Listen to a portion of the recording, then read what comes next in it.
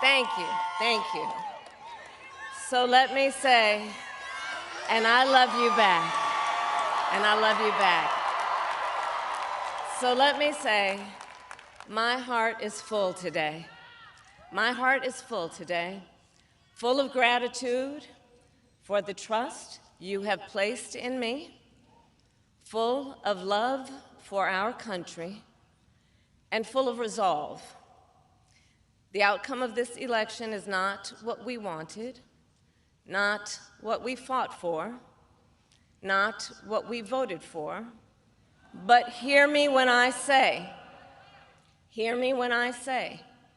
the light of America's promise will always burn bright. As long as we never give up, and as long as we keep fighting.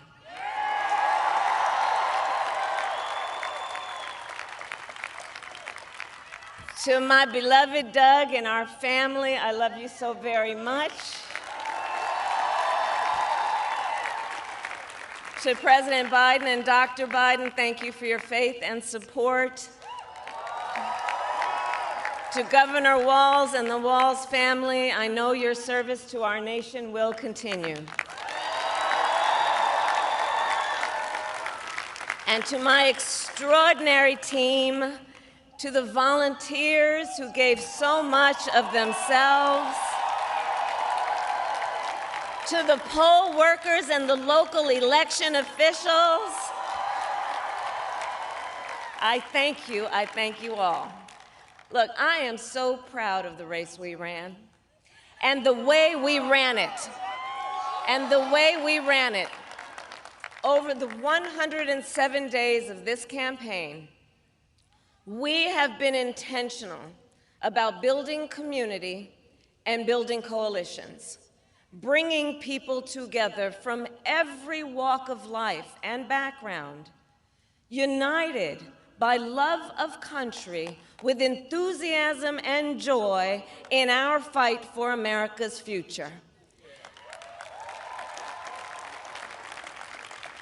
And we did it with the knowledge that we all have so much more in common than what separates us.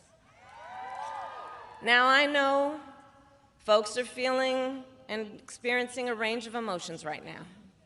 I get it. But we accept the results of this election. Earlier today, I spoke with President-elect Trump and congratulated him on his victory. I also told him that we will help him and his team with their transition, and that we will engage in a peaceful transfer of power.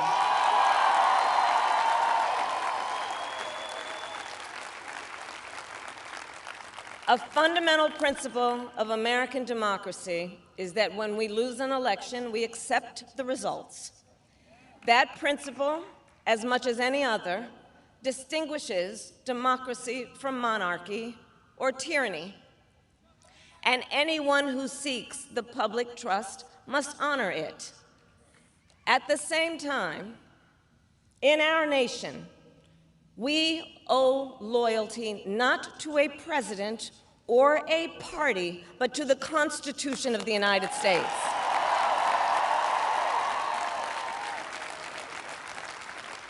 And loyalty to our conscience and to our God. My allegiance to all three is why I am here to say, while I concede this election, I do not concede the fight that fueled this campaign.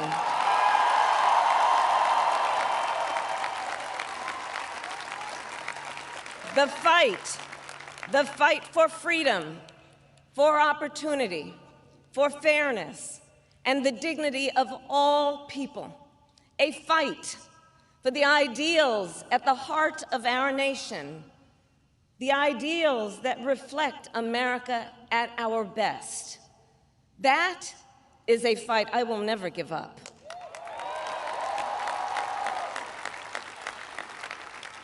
I will never give up the fight for a future where Americans can pursue their dreams, ambitions, and aspirations, where the women of America have the freedom to make decisions about their own body and not have their government telling them what to do.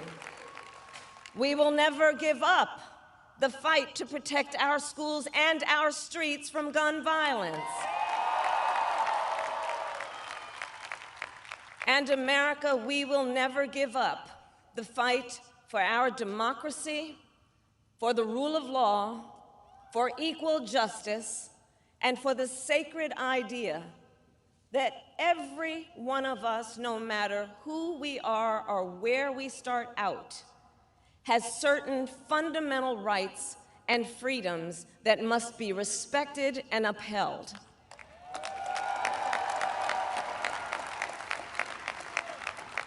And we will continue to wage this fight in the voting booth, in the courts, and in the public square. And we will also wage it in quieter ways, in how we live our lives, by treating one another with kindness and respect, by looking in the face of a stranger and seeing a neighbor, by always using our strength to lift people up, to fight for the dignity that all people deserve. The fight for our freedom will take hard work, but like I always say, we like hard work. Hard work is good work. Hard work can be joyful work. And the fight for our country is always worth it. It is always worth it.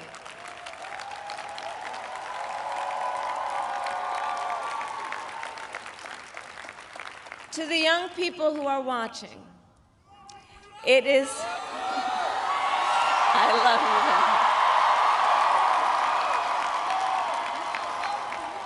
you. To the young people who are watching, it is okay to feel sad and disappointed, but please know it's going to be okay. On the campaign, I would often say, when we fight, we win. But here's the thing. Sometimes the fight takes a while. That doesn't mean we won't win. That doesn't mean we won't win.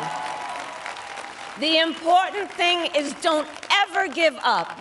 Don't ever give up. Don't ever stop trying to make the world a better place. You have power. You have power. And don't you ever listen when anyone tells you something is impossible because it has never been done before.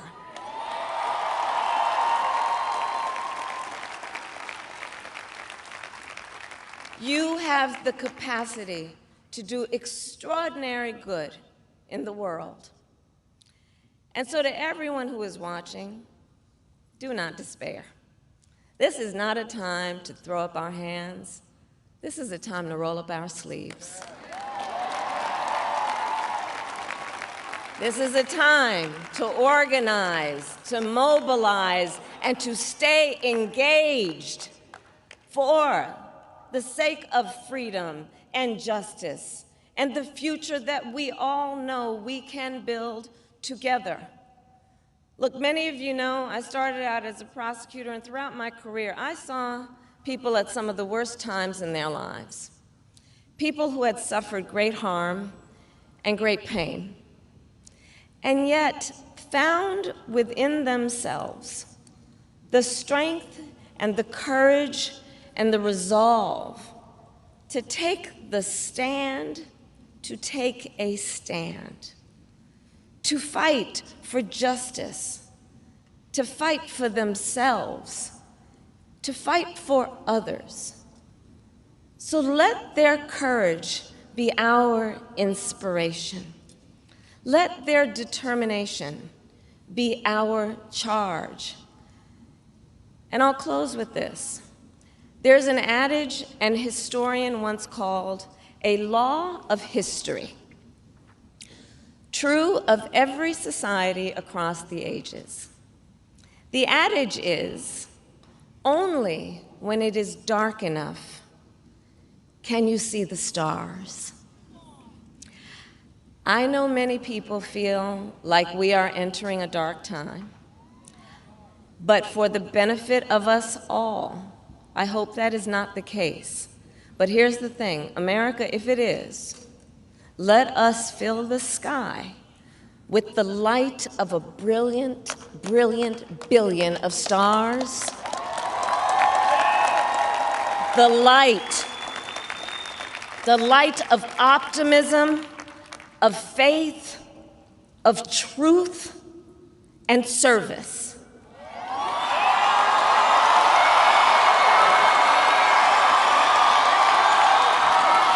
HU. And may that work guide us, even in the face of setbacks, toward the extraordinary promise of the United States of America. I thank you all. May God bless you, and may God bless the United States of America. I thank you all.